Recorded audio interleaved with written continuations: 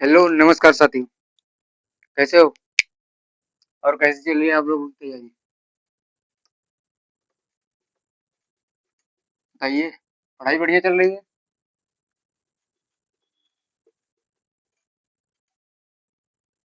आज हम पढ़ेंगे सामाजिक विज्ञान। ठीक है?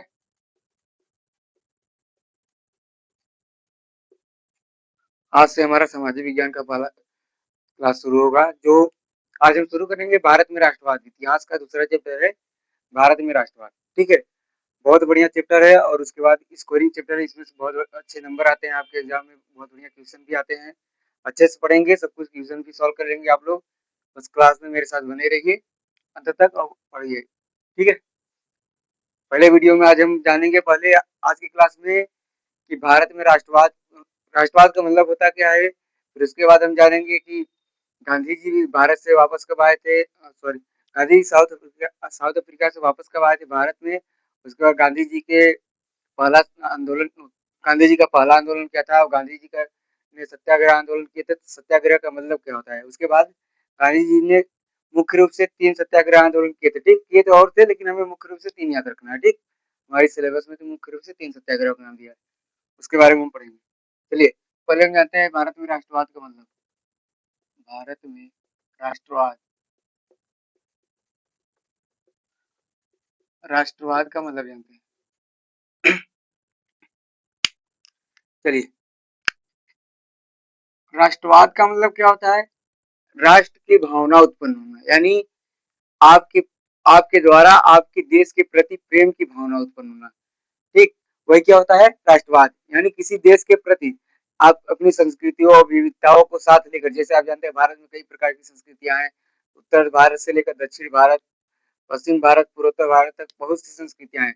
कई प्रकार की विविधता है, धर्म की विविधता है, भाषा की विविधता है। तो इन सबको लेकर एक सामूहिक, यानी एक तरह से कि हम एक ही देश के नागरिक हैं, मिल कर रहे हैं, उस भावना को उत्पन्न करना या उससे उस भावना को रखना, वही क्या कहलाता है आपका राष्ट्रवाद। यानी एक साथ लेकर धार्मिक और सांस्कृतिक विविधता हो। ठीक, यानी सभी प्रकार की विविधता जो होती है, धार्मिक व सांस्कृतिक, उसके बाद भाषाई, धार्मिक, सांस्कृतिक व भाषाई। भाषाई मतलब भाषा के आधार पर, जैसे अलग अलग क्षेत्रों में अलग अलग भाषाएं बोली जाती हैं। भाषाई, धार्मिक, सांस्कृतिक व भाषाई विविधता को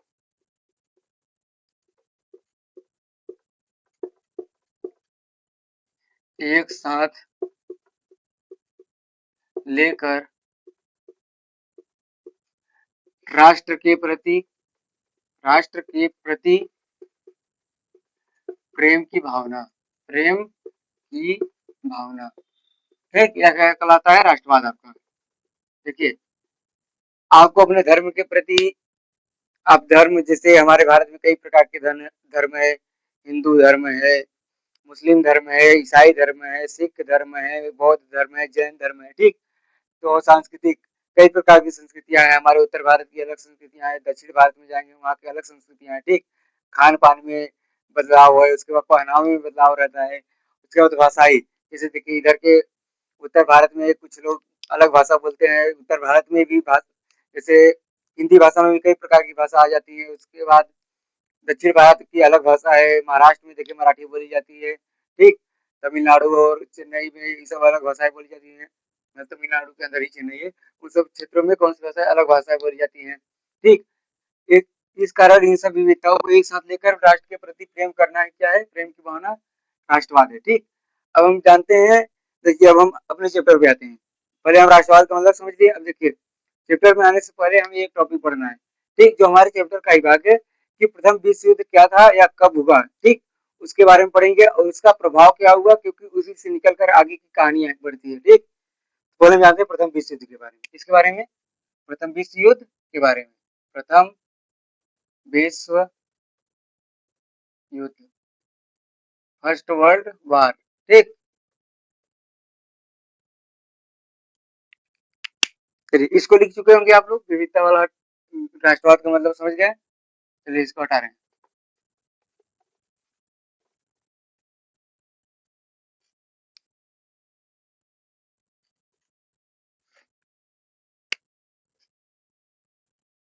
चलिए देखते हैं प्रथम विश्व युद्ध क्या था।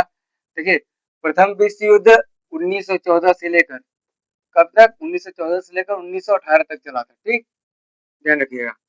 अब इसमें हुआ था क्या, इसमें दो गुट थे, दो गुट मतलब दो ग्रुप थे, दो ग्रुप, या आप गुट लिख सकते हैं आप लोग, दो गुट थे। ठीक, यानी इसमें विश्व युद्ध का मतलब क्या होता है कि कई शक्तियां, यानी दुनिया की अलग अलग महाद्वीपों की शक्तियां जब एक होकर, एक साथ या फिर कई ग्रुपों में बढ़कर एक दूसरे के खिलाफ युद्ध करने लगती हैं। ठीक, तो उसे विश्व युद्ध कहा जाता है। ठीक, जैसे प्रथम विश्व युद्ध कब हुआ था, 1914 से लेकर 1918 तक। ठीक, देखिए दो गुटों में बटी थी। पहला गुट था मित्र राष्ट्र, कौन था, मित्र राष्ट्र। ठीक, उसके बाद दूसरा गुट कौन सा था, धुरी राष्ट्र इसे कहते थे, क्या कहते थे, धुरी राष्ट्र। ठीक, अब देखिए मित्र राष्ट्र में कौन कौन से देश थे, इसमें आपका Italy, France, Italy, France, Britain, America जैसे देश शामिल थे। ठीक, इसमें आपका कौन सा देश शामिल थे, इसमें आप लोगों का हो जाएगा ऑस्ट्रिया,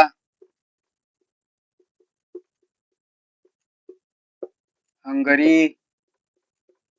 ठीक, ऑस्ट्रिया, हंगरी, ऑटोमन तुर्की, ऑटोमन तुर्की। ठीक, देखिए प्रथम विश्व युद्ध कई कारणों से हुआ था।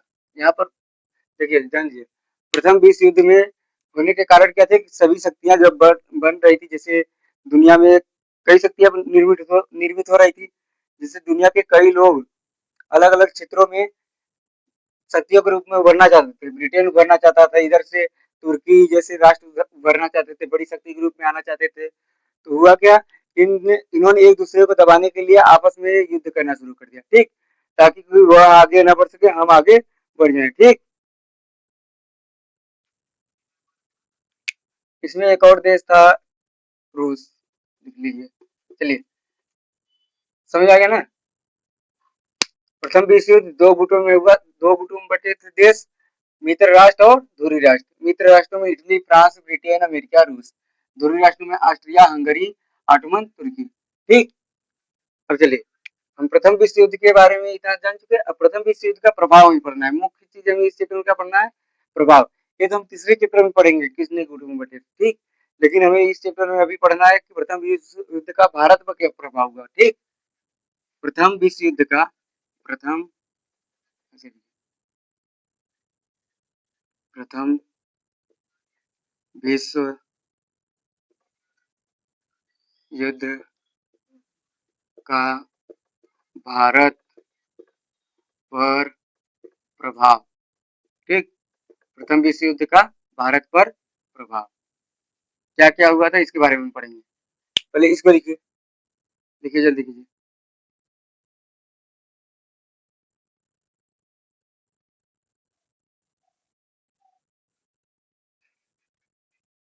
प्रथम विश्व युद्ध का भारत पर प्रभाव पड़ेंगे।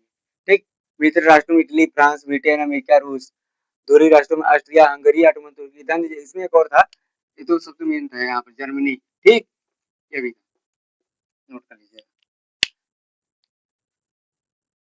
चलिए, और इसमें जीत किसकी हुई थी, मित्र राष्ट्रों की। ठीक है, कौन जीता था, मित्र राष्ट्र, इनकी जीत हुई थी इस प्रथम विश्व युद्ध में, विजय। ठीक, मित्र राष्ट्रों की हुई थी। अब चलिए प्रभाव हम देखते हैं। ठीक है, देखिए पहला प्रभाव, जब युद्ध चल रहा था तो जो देश लड़ाई कर रहे थे, यानी जो देश युद्ध कर रहे थे, तो सोचिए इन देशों में आपस में युद्ध हो रहे समय तो बहुत सारा जान माल की हानि हुई होगी। ठीक, जिससे उसकी भरपाई के लिए क्या किए होंगे, कर्ज लिए होंगे। ठीक, कर्ज लेंगे, अब इतना ज्यादा जब नुकसान होगा तो कर्ज तो लेना ही पड़ेगा। जैसे देखिए पहला क्या कि प्रथम विश्व युद्ध से या फिर युद्ध में नुकसान की भरपाई के लिए, भरपाई के लिए युद्ध के नाम पर कर्ज लिए गए। क्या लिए गए? कर्ज लिए गए। ठीक है। दूसरा, देखिए, युद्ध चल रहा था तो इनमें जब ज्यादा पैसे की जरूरत होगी तो ये क्या करेंगे? टैक्स बढ़ाएंगे, कर बढ़ाएंगे, ताकि जनता से पैसे कर वसूल सके। ठीक, कर वसूल कर युद्ध में खर्च कर सके। ठीक, तो इन्होंने क्या किया? सीमा शुल्क। ठीक, सीमा शुल्क यानी एक क्षेत्र से दूसरे क्षेत्र या एक देश से दूसरे देश में जाने के लिए जो शुल्क लगता है। ठीक, सीमा शुल्क। वह आयकर, आयकर मतलब इनकम टैक्स, आयकर में वृद्धि कर दी, वृद्धि कर दी। ठीक, तीसरा क्या हुआ? इन्होंने देखिए युद्ध के नाम पर कर्ज लिए। ठीक, उसके बाद सीमा शुल्क व आयकर में वृद्धि कर दी। उसके बाद और काम किया कि इन्होंने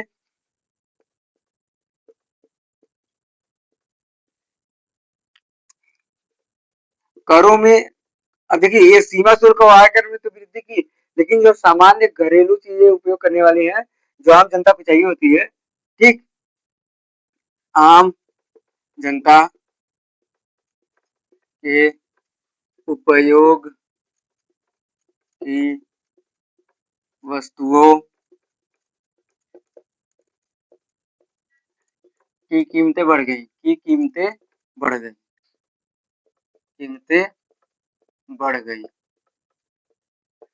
ठीक, जिससे बढ़ गई, जिससे आम जनता की, आम जनता की स्थिति दयनीय हो गई, स्थिति दयनीय हो गई। कैसे होगी? दयनीय हो गई। ठीक, देखिए, युद्ध के युद्ध में नुकसान की भरपाई के लिए युद्ध के नाम पर कर्ज लिए गए। तो प्रथम युद्ध का प्रभाव बता रहे हैं। ठीक, सीमा शुल्क व आयकर में वृद्धि कर दी गई। इन्होंने आम जनता के उपयोग की वस्तुएं, जो आम जनता मतलब जो नॉर्मल लोग उपयोग करते हैं। ठीक, जैसे हमारे घरों में जो सामान्य उपयोग होते हैं, खाने की वस्तुएं हो गई। ठीक, इन सबों में क्या किया? उन्होंने कीमतों में वृद्धि कर दी, जिससे आम जनता की स्थिति दयनीय हो गई। ठीक, इससे तो खरीद नहीं पाया, तो ये तो इतना लिखे पहले।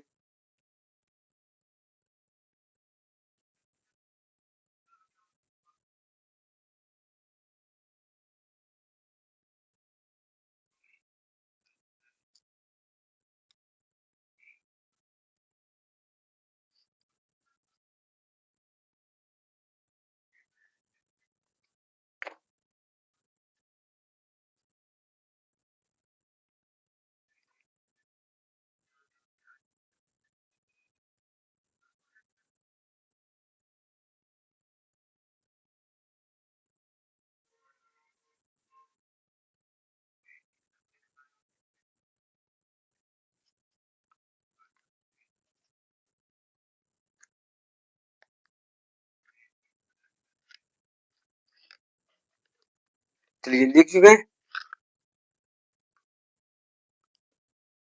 लिखते रहिए, एक मिनट थोड़ा सा।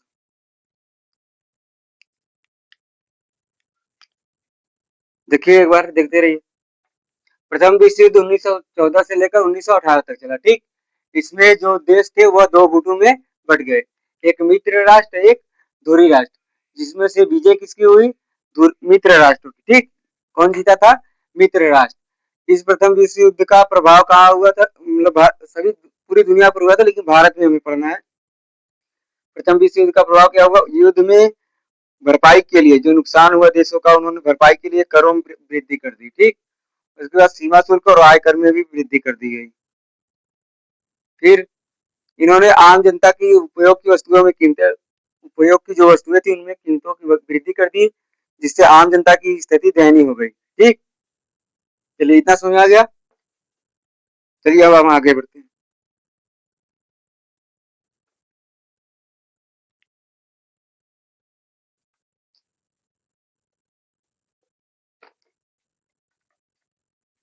चलिए,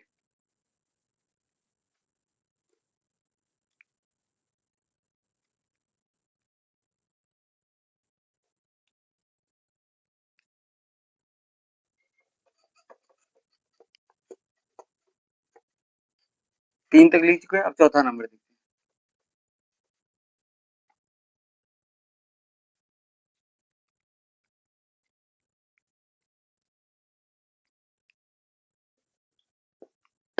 1913 से लेकर 1913 से 1918 के बीच 1913 से लेकर 1918 के बीच कीमतें दोगुनी हो गई, कीमतें दोगुनी हो गई, ठीक, दोगुनी हो गई। वही बात, जिससे कीमतें जब दोगुनी हो गई तो आम जनता की दयनीय स्थिति होने लगी। आम जनता की मुश्किलें बढ़ गई, मुश्किलें बढ़ गई, ठीक, मुश्किलें बढ़ गई, बढ़ गई। अब देखिए, इसी समय 1918 से लेकर 1918 से 1919 और उसके बाद और 1920, 1920 से 1921, ठीक, 1921 तक कई क्षेत्रों में, कई क्षेत्रों में अकाल पड़ा, ठीक, सूखा पड़ गया, कई क्षेत्रों में अकाल पड़ा,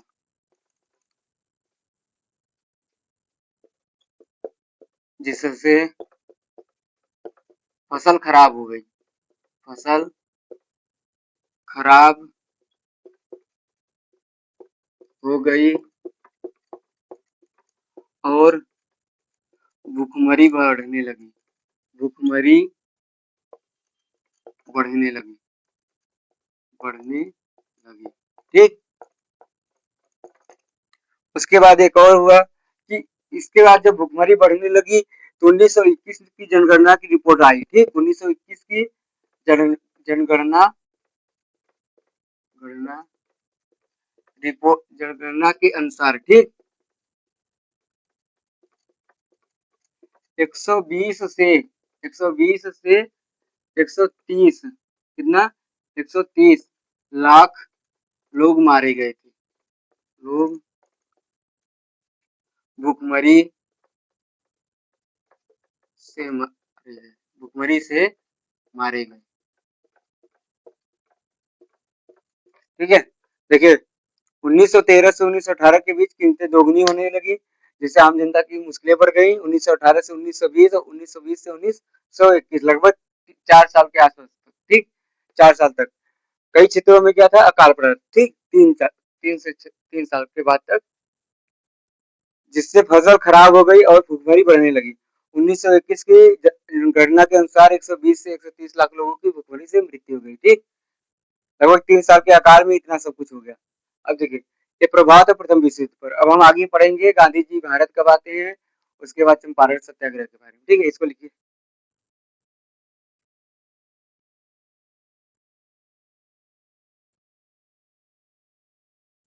लिख चुके हैं, चलिए।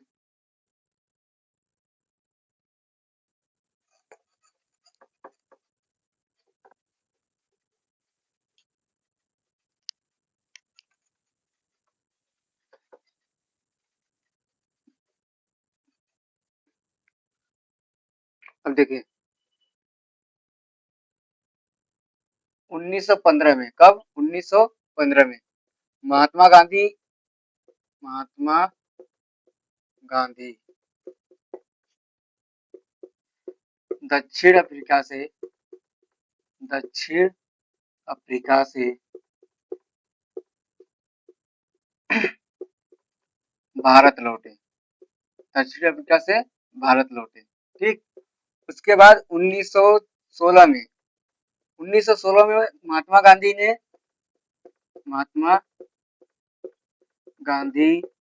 ने अहमदाबाद में, कहा, अहमदाबाद में साबरमती आश्रम की स्थापना की, किसकी स्थापना की, साबरमती आश्रम की स्थापना की।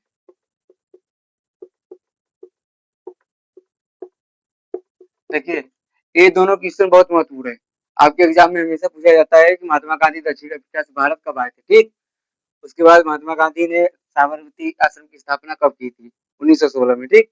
अफ्रीका से आए थे 1915 में, उसके एक साल बाद ही लगभग 1916 में क्या किया उन्होंने, अहमदाबाद में साबरमती आश्रम की स्थापना की। अब उसके बाद देखिए होता क्या है, इसके बाद गांधी जी एक साल तक बस 1916 में साबरमती आश्रम की स्थापना किए थे, लेकिन कोई आंदोलन नहीं किए थे, ठीक। तो 1917 का समय आता है, कब, 1917। तो गांधी जी के होते हैं सत्याग्रह आंदोलन शुरू होते हैं, ठीक। लेकिन उसके पहले हम जानते हैं सत्याग्रह का मतलब होता क्या है। सत्याग्रह का अर्थ, ठीक, यानी सत्याग्रह का अर्थ क्या है। देखिए, सत्याग्रह का मतलब होता है सत्य की राह पर, यानी सत्य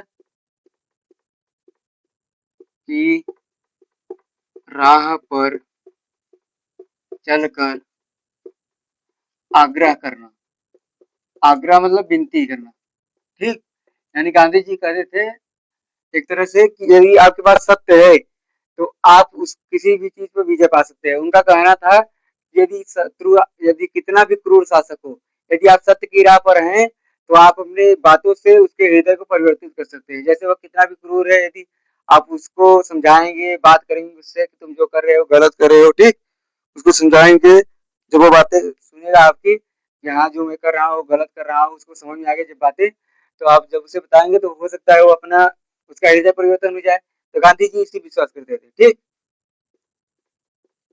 गांधी जी का मानना था कि यदि आपके पास सत्य की शक्ति है तो आप किसी भी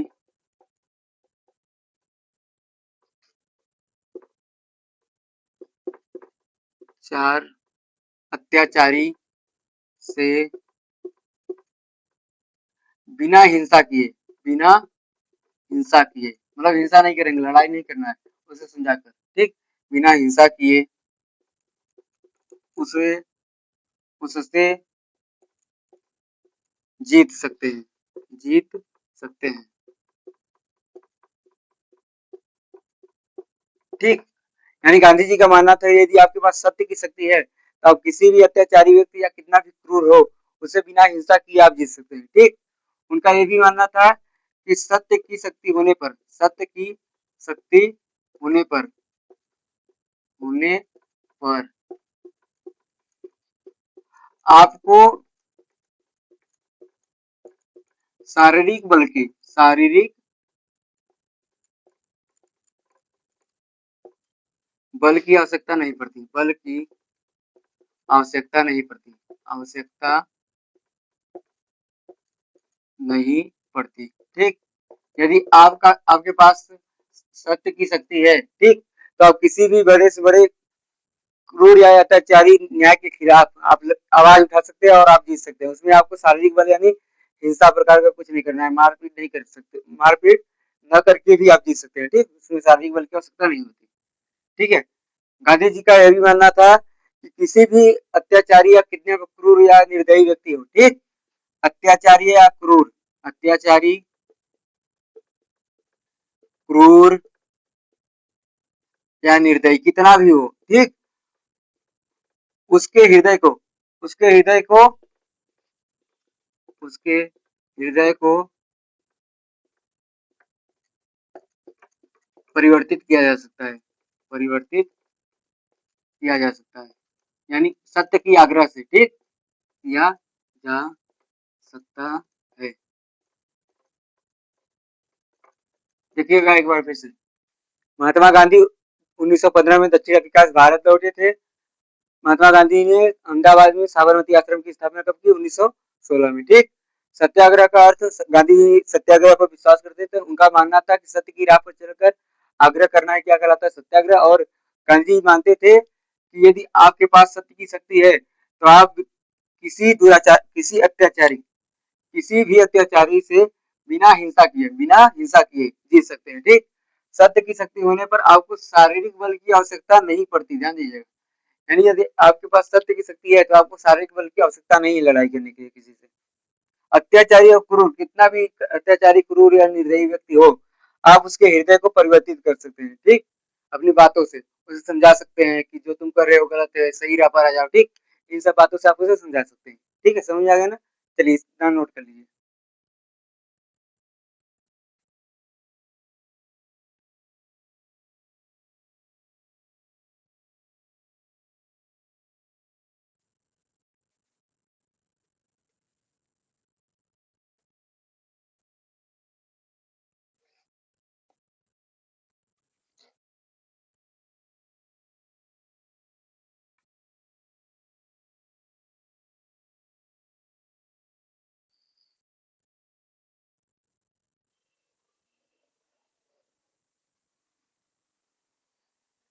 चलिए लिख चुके।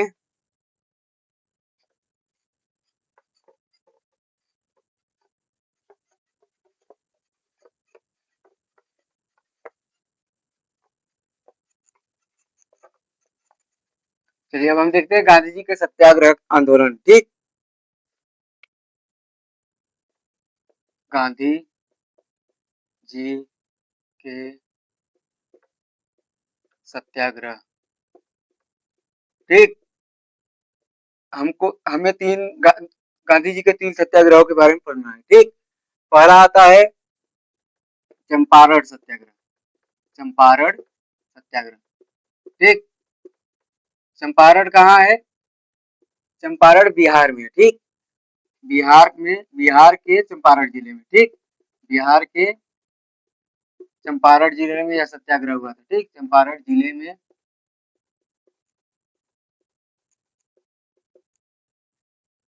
यह सत्याग्रह कहाँ हुआ था? बिहार के चंपारण जिले में। ठीक, इसे कहते हैं चंपारण सत्याग्रह। ठीक, इसमें हुआ क्या था?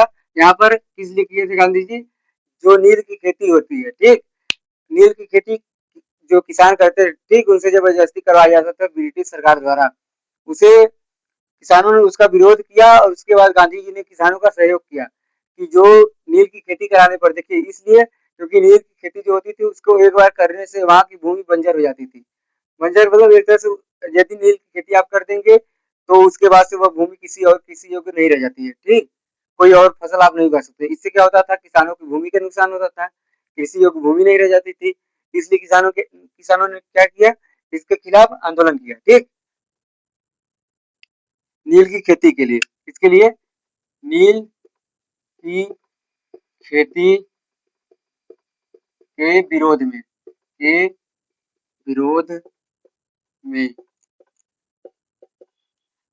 किसानों में गांधी जी ने गांधी जी ने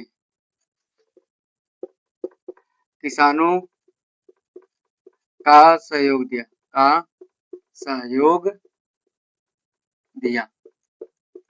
ठीक है, नील की खेती के विरोध में किसानों का सहयोग दिया किसने? गांधी जी ने।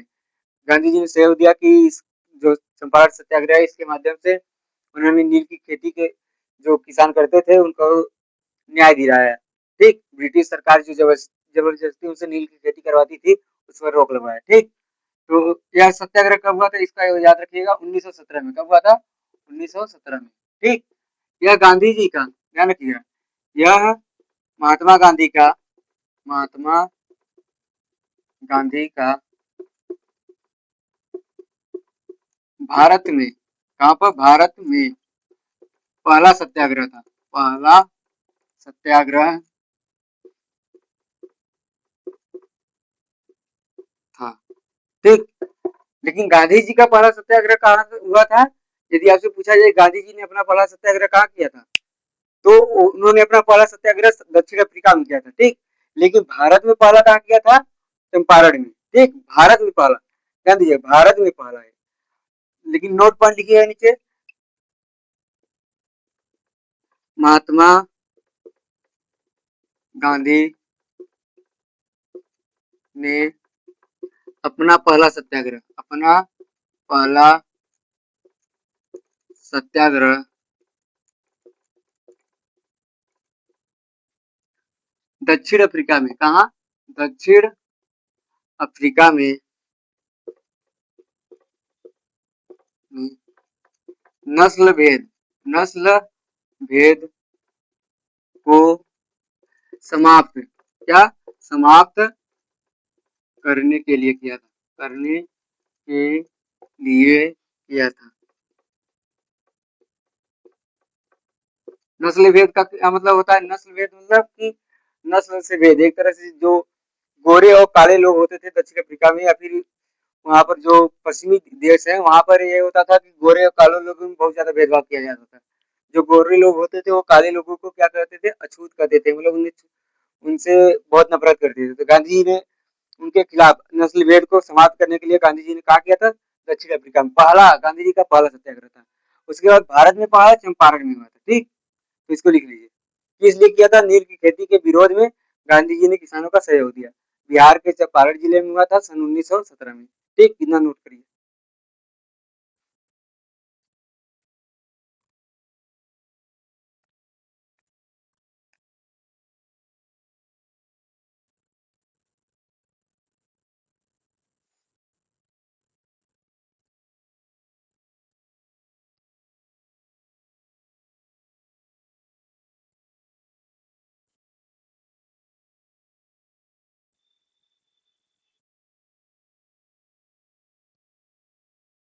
लिख चुके? चंपारण सत्याग्रह 1917 में बिहार के चंपारण जिले में हुआ। नील की खेती के विरोध करने वाले किसानों को गांधी जी ने सहयोग दिया। ठीक, किस कारण से हुआ था सत्याग्रह? ध्यान रखिएगा, नील की खेती के लिए। ठीक, नील की खेती जो किसान थे वो नहीं करना चाहते थे। ठीक, उसका सहयोग दिया गांधी जी ने। यह गांधी जी का भारत में पहला सत्याग्रह था। और गांधी जी का जीवन में अपने, मतलब गांधी जी ने अपना पहला सत्याग्रह कहाँ किया था? दक्षिण अफ्रीका में किया। ठीक, चलिए हटाते हैं इसको। अब हम आते हैं खेड़ा, खेड़ा सत्याग्रह।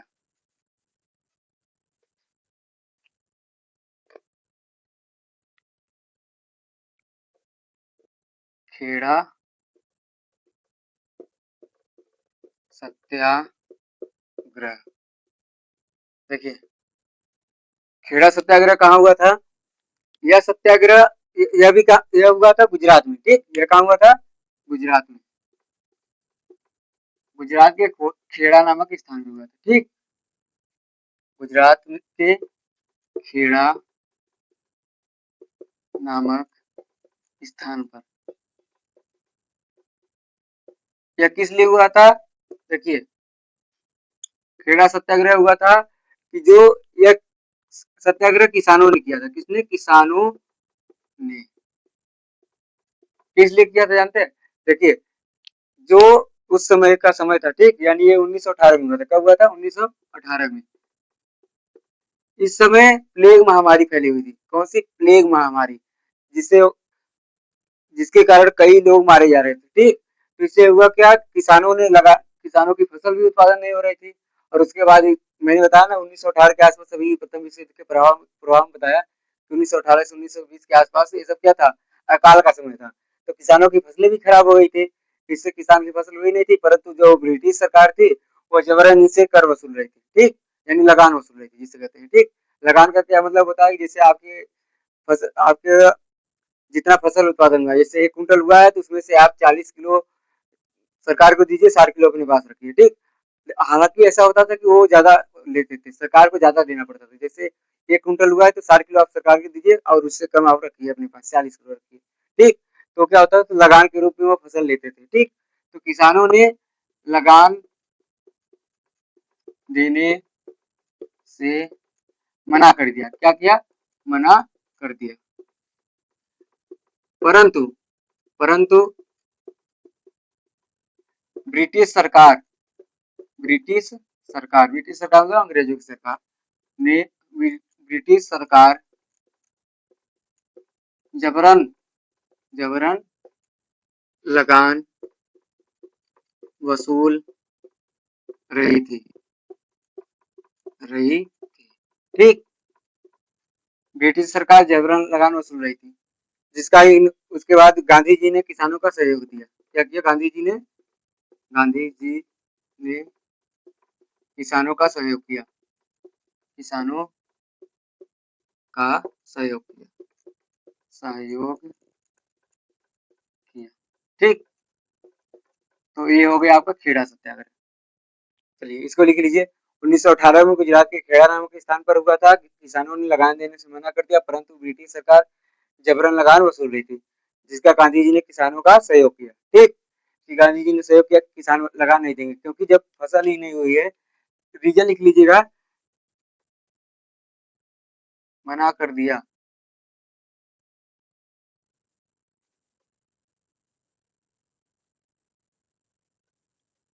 किसानों ने लगान देने से इसलिए मना किया क्योंकि क्योंकि प्लेग महामारी और अकाल के कारण अकाल के कारण फसल नहीं हुई थी। देखिए फसल नहीं हुई थी, फिर भी किसान जो ब्रिटिश सरकार थी वो जबरन लगान मांग रही थी। ठीक। फसल नहीं हुई थी। चलिए इसको इतना नोट कर लीजिए।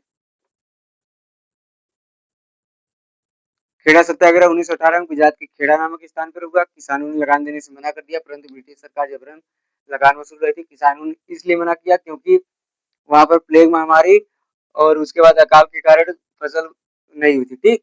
यह महामारी उस समय भारत के कई क्षेत्रों में फैली हुई थी। ठीक। और अकाल भी कई क्षेत्रों में फैला हुआ था।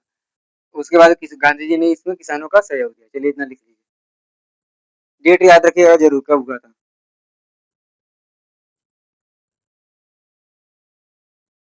वैसे सब कुछ याद करना है। डेट आपका पूछा जाता है ऑब्जेक्टिव में, खेड़ा सत्याग्रह कब हुआ था। ठीक है, लिखिए जल्दी कीजिए।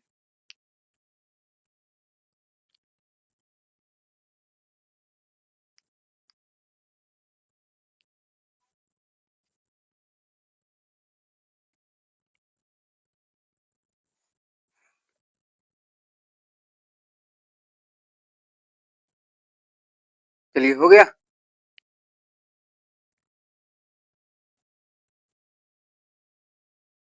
चलिए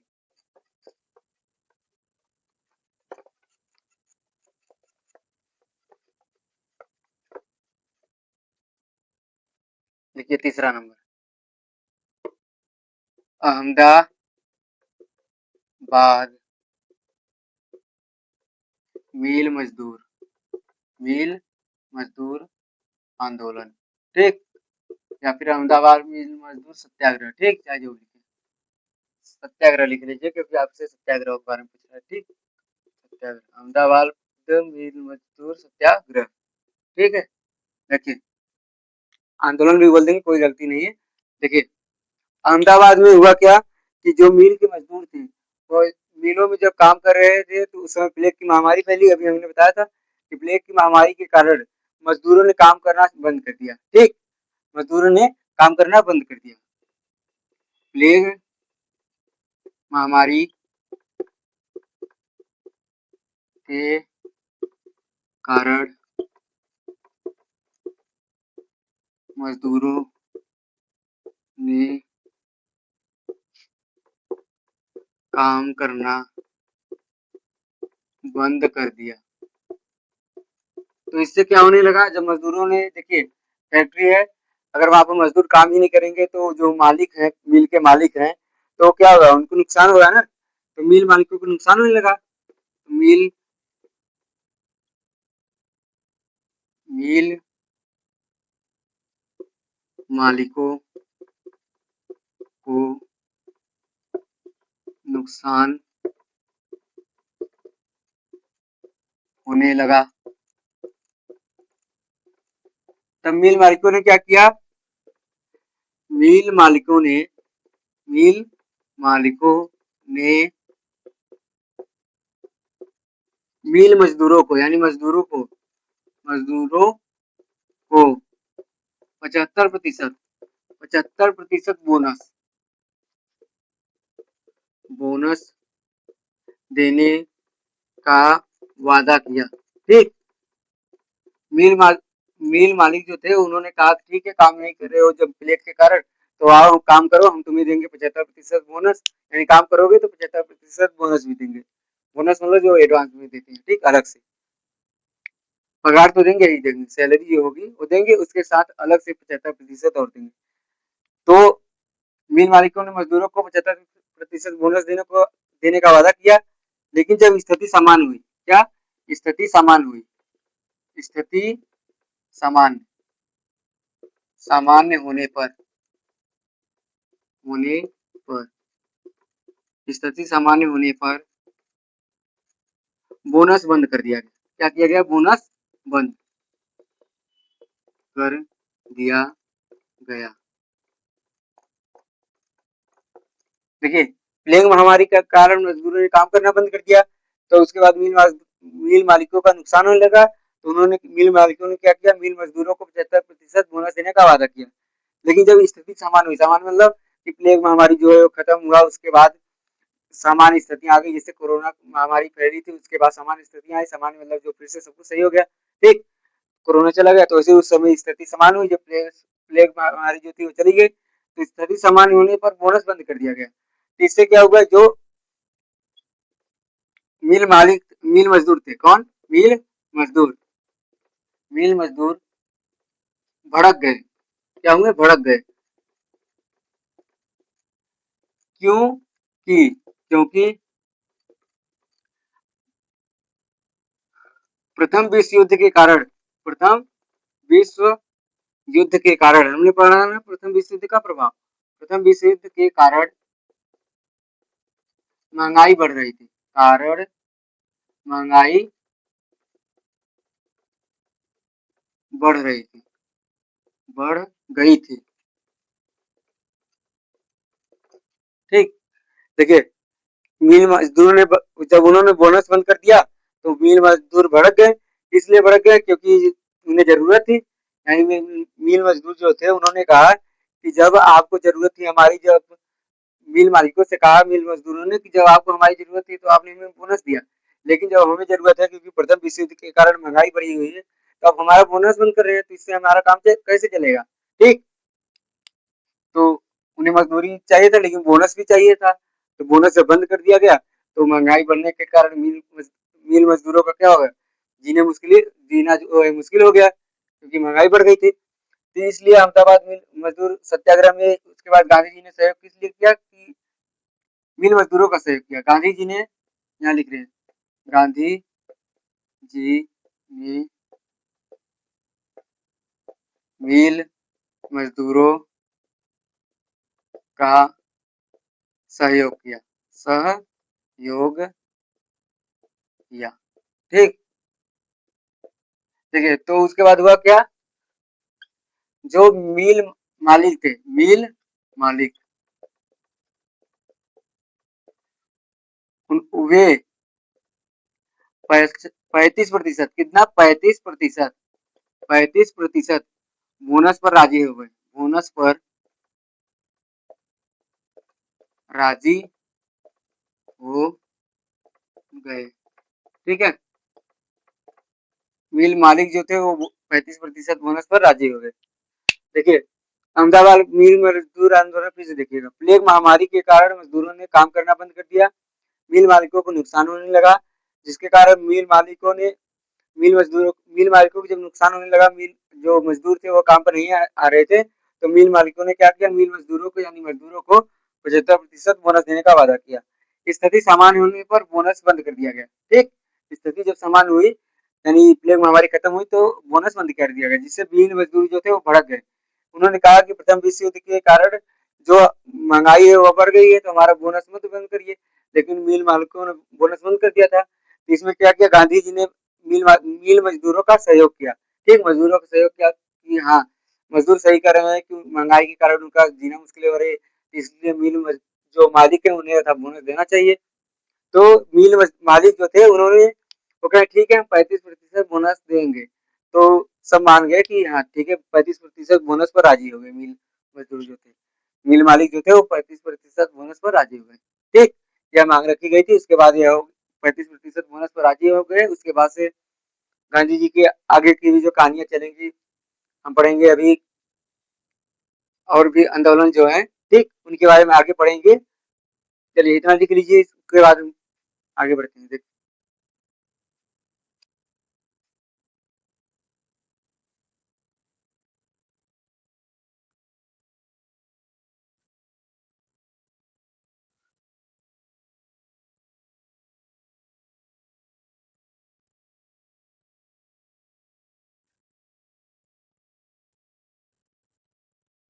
चलिए आज के लिए इतना रखते हैं। आप लोग इसको पढ़ते रहिएगा, आगे इसको नोट कर लीजिए और इसका रिवीजन करके आइए। लेकिन उसके पहले हम क्वेश्चन देख लेते हैं कि जो टॉपिक पढ़े हैं इससे क्वेश्चन कैसा बनता है। ठीक, तो उम्मीद है आप लोग को क्लास बढ़िया लगा होगा। तो एक लाइक जरूर बनता है और सब्सक्राइब भी जरूर कीजिएगा चैनल को। कल हम खिलाफत आंदोलन और उसके बाद उसके आगे के जो आंदोलन है गांधी जी के उसके बारे में पढ़ेंगे। ठीक है,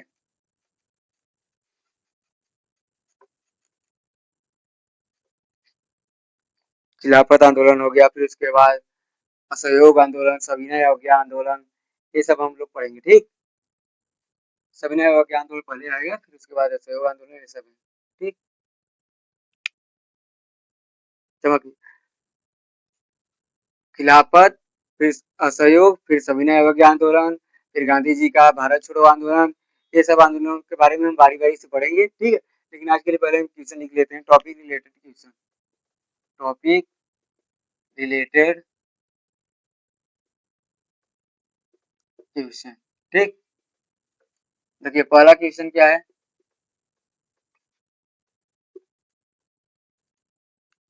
प्रथम विश्व युद्ध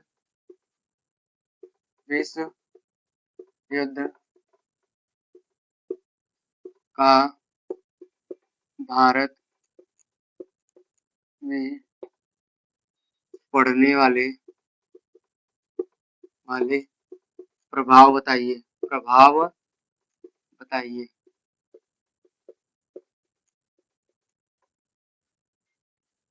क्वेश्चन नंबर दूसरा, सत्याग्रह का क्या अर्थ है। सत्याग्रह का क्या अर्थ है।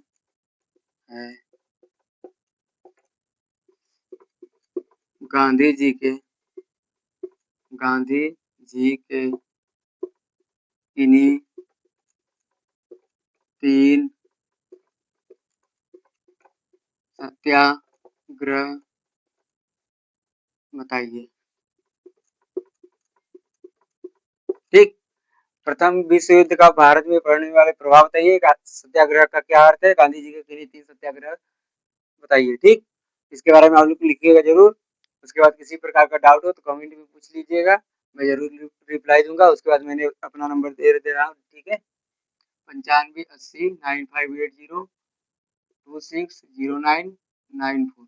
ठीक, इस नंबर पर आप लोग कॉल कर सकते हैं किसी भी तरह का प्रॉब्लम होने पर, और इसी पर मैसेज कर देंगे तो मैं आप लोग को ग्रुप में जोड़ लूंगा। ठीक, या फिर डिस्क्रिप्शन में आपको लिंक मिल जाएगा व्हाट्सएप ग्रुप का, वहाँ पर जुड़ जाइए। वहाँ पर आप लोग को फ्री पीडीएफ मिलेगा। ठीक है, चलिए वीडियो को अपने दोस्तों के पास जरूर भेजिएगा, चैनल को सब्सक्राइब और लाइक कीजिएगा। ठीक है, चलिए कल मिलते हैं। Thank you.